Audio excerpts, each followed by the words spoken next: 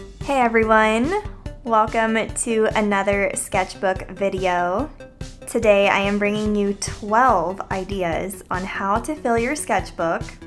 I am very excited about these because these art projects are designed to meet people where they are at all skill levels. This one is especially easy, especially if you're not experienced with shading, but what I'm doing right now is folk art. So I am using acrylic gouache. It is basically a mixture of acrylic paint and gouache. You can use acrylic paint too though. And I am picking a limited color palette and just scattering different shapes and plants all around. But it's just silhouettes, there's no shading, and it has a really cool effect once you're done. I personally love using a dark background like this because once it's done, it looks really cool. Alright, this one is really awesome, especially since Inktober is right around the corner. But pick a house shape that you really like or one that is easier for you to draw. You can do some shading if you want, but you don't necessarily have to. And once you have the shape down, get some sort of marker or inking apparatus and ink the entire thing. So I'm using this Pentel inking brush pen thing, and basically I'm just inking this entire house, but the twist to the house is you put it on a floating island. I kid you not, it ends up looking so cool at the end, and it kind of reminds me of Up, if you've ever watched that movie. But it also just gives me like spooky vibes and like steampunky vibes for some reason. So I really enjoy this. And it's a really cool way to like get out of drawing a background if you don't feel like it. Or maybe you just don't have enough time. Just put it on a floating island and then move on with your life. It's really great. And while you're at it though, you can mess around with the different thickness of lines that you ink with, and you can use minimal detail like I'm doing, or you can go full out and make it realistic. It just depends on what you're feeling, but I thought this was a really fun one to include in this video.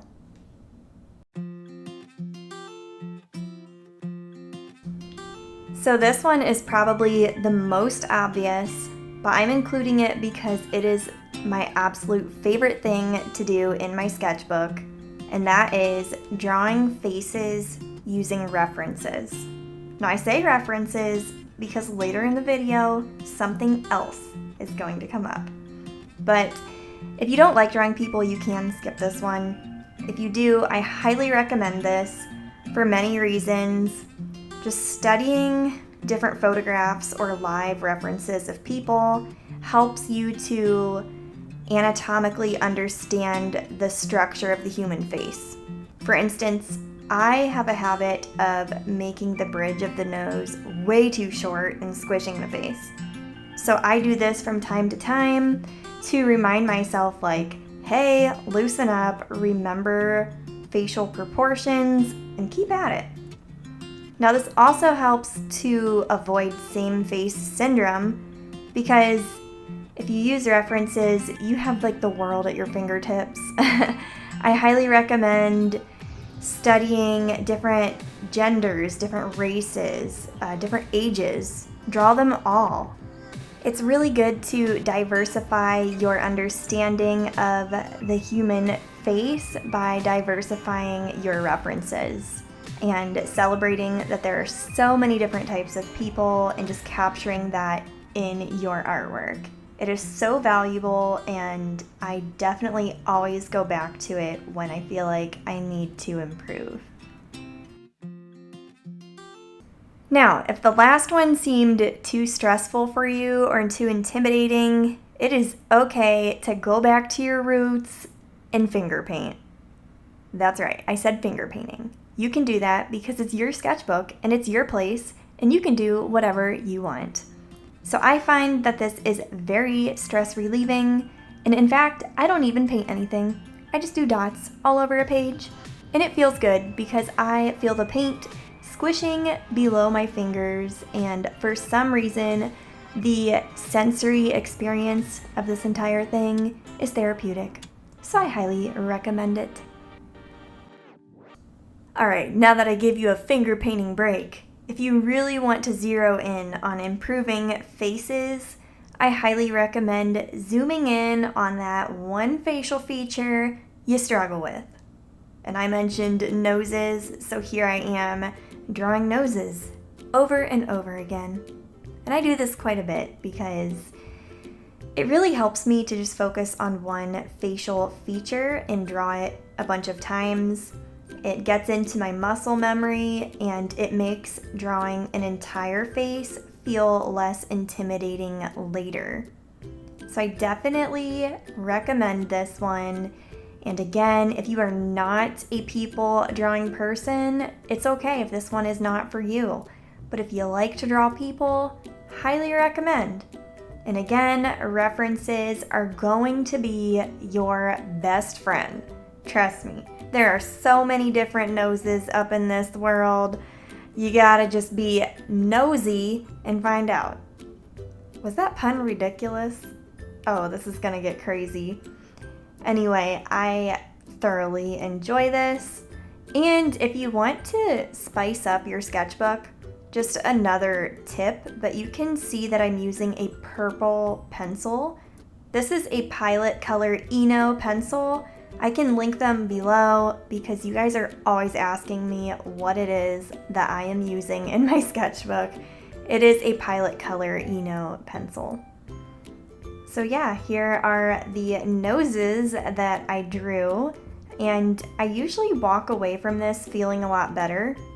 If you've seen other sketchbook videos I've done, I have actually mentioned this same point in the past, but I felt so strongly about it that it was worth repeating. So that's why you see it again. I actually drew eyebrows on the last one though. So this one is a lot harder than I thought it was gonna be, but I came across a couple websites that have a word of the day, and I really liked Merriam-Webster's word of the day choices. The words are really hard, and I don't know, how do you bring them to life? You have to get creative. This is really cool because it not only expands your ability to develop concepts from prompts, but the words are really out there and you can expand your vocabulary like pretty fast if you do this every day. And for some reason, this exercise made me want to draw in a different style, so maybe it will do that for you too. That's why I did like a silhouette holding this giant contract. I don't know, it just brought something else out of me and I really enjoyed it. I definitely recommend this one, and I hope you get some crazy words. Now, because Inktober is coming, I intentionally sprinkled some inking ideas in here, so hopefully you enjoy that. If you want me to do an Inktober Ideas video, comment down below. So this one, I am drawing moths. You guys know I love moths, but they can be pretty detailed and time-consuming to draw. So how are we going to get around that? We're going to do silhouettes of moths, and we're just going to ink the whole shape and let that puppy dry. Why am I doing this? Oh, let me tell you what. There is a twist, okay? So once it dries, take a gold marker. This is like my favorite gold marker in the world. It's a gold leafing marker.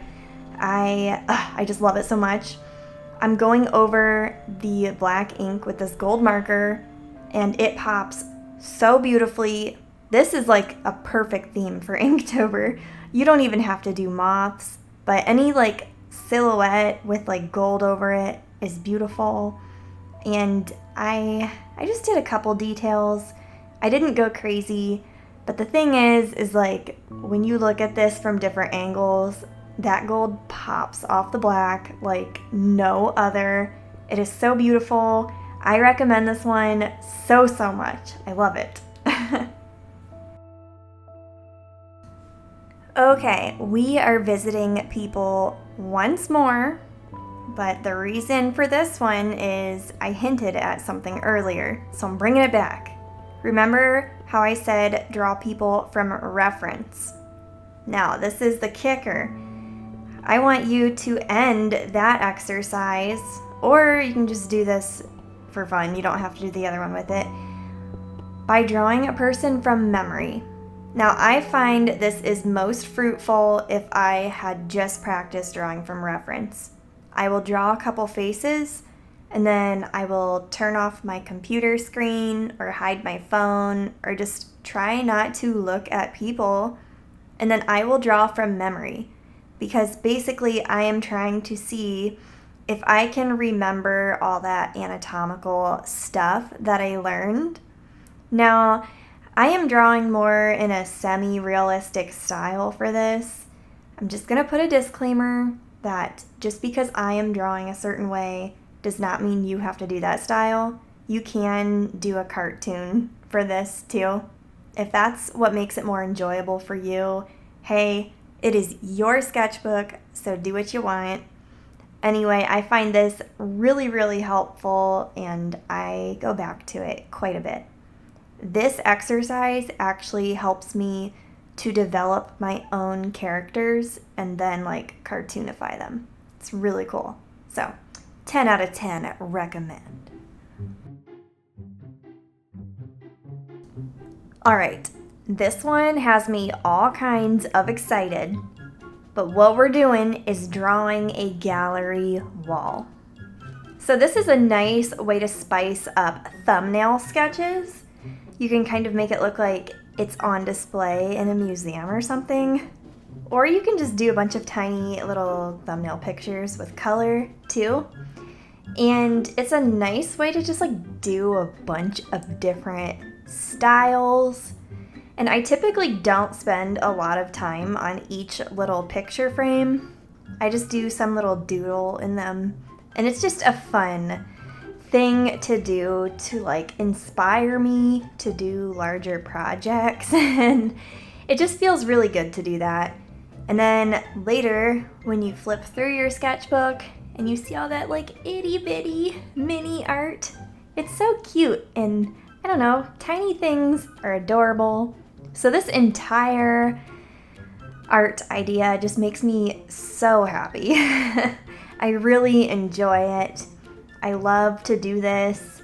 You can use whatever mediums you want and do portraits, landscapes, abstract art. I pretty much did a whole slew of things. It was really enjoyable. And if you want to get fancy, you can even do the picture frames with a gold marker or some other color. I personally just chose to do the black one because I'm really liking that inking marker right now, but this is what it looks like. If you're a really sentimental person, or perhaps you go to art to improve your mental health and have a creative outlet, this exercise might really resonate with you. If you really like to be self-aware of what you're feeling, this exercise hopefully would be helpful to you. So what I'm doing is I'm drawing the earth in the center of the page, and we're going to view that like it's the big picture in life. And we don't need to do a lot of detail. We're just going to draw it because it's just representing the big picture and how there's a lot of stuff out there. But now go behind that earth and zoom in on your life. And I want you to write down everything you're thankful for. It might not be Thanksgiving, but you can do this at any time of the year. And this is a really good calming exercise because, okay, for instance, when I sat down to draw this, I was having a really bad day. I was on the verge of tears. It was a really bad day. I was really down in the dumps. And when I sat down to do this and I wrote down all these good things that I am thankful for, by the end of that page, literally after filling that entire page, I felt like a tremendous weight was lifted from my shoulders because I literally got to look at all the good things in my life. And then when I look back at that earth, at that big picture, it's like, oh, well, this is just one day. It's gonna get better. It will keep getting better. So hopefully, no matter what you're going through in life, this helps you, and just know that it gets better. It really does. I was definitely in a people drawing mood when I made this video. I've been drawing a lot of people in this sketchbook, so when I give a tour on it, you'll see that. But something that is very helpful for me is pulling up references and just drawing hair. I don't even really put effort into the anatomy of the person, the face, nothing like that. So hair can be intimidating to draw. And if you've watched my channel for years, you will know that I love drawing hair. It is so fun. I can put like a whole day into just drawing hair if I wanted to. But I tend to get caught up on all those little details. So it's fun for me to just like zoom out and do super, super quick sketches of hair. This is fun because later on, if I need a hairstyle for a character that I'm drawing, like I have a bank of them in my sketchbook. Yo, I can go back to this page and be like, oh, I want to draw hair like that. So that's kind of cool. Plus you're training your eyes to just observe how hair falls. Even if you're not doing like super detailed sketches, you're still learning, and that's really cool. And later when you look back at this, you can be like, oh, that's where I got the idea for that hairstyle, or something like that. So yeah, it's like an old-fashioned Pinterest, yo. Okay, last but not least, you just saw me holding up my pencil case, and oh, now I'm painting it. What in the world? Yeah, so this one, I am using gouache paint, but you can use marker, crayons, colored pencils, whatever you have. And basically, I want you to paint a pattern that you see somewhere. So you could look at your pencil case or a t-shirt, a dress, whatever it is, and just replicate that pattern. So this is fun because it's kind of mindless and a lot of patterns are pretty easy, but also because if you look at patterns, most of them have a limited color palette. So it's a really cool way to just give yourself color palettes in your sketchbook, but like instead of boring old swatches, you have cool patterns and stuff. Also, this is neat if you are into surface design and maybe you're interested in developing patterns one day. It gives you practice. Anyway, those are all of my ideas for this video. If you want me to continue making sketchbook video ideas like this, let me know. And happy drawing! Have a good day, guys. Bye!